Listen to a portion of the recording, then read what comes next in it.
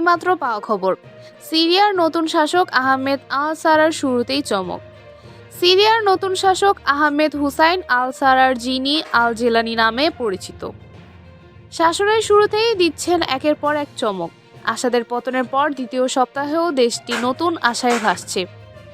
আল সারার ইরানের সরকারকে মধ্যপ্রাচ্যের বড় সমস্যা হিসেবে অভিহিত করেছেন এবং জানিয়েছেন ইসরায়েলের সঙ্গে যুদ্ধ নয়, বরং কূটনীতির মাধ্যমে সমস্যার সমাধান করবেন।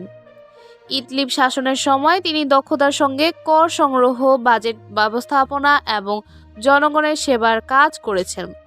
তার নেতৃত্ব নতুন সিরিয়া গড়ার প্রত্যাশা রয়েছে, যদিও অতীতে তার দল কঠোর আইন প্রণয়ন করেছিল। তিনি এখন বলেছেন ধর্ম চাপিয়ে দেওয়া নয়, বরং প্রচার করতে চান। সারা জানিয়েছেন তিনি গণতন্ত্র ও বহুত্ববাদে বিশ্বাসী। ইরান ও রাশিয়ার সঙ্গে সম্পর্ক বজায় রেখেও তিনি কূটনৈতিকভাবে এগিয়ে যেতে চান। তবে সিরিয়ার ভবিষ্যৎ অনিশ্চিত। জনতুষ্টির রাজনীতিতে ফিরে যাওয়া তার জন্য বড় চ্যালেঞ্জ হতে পারে।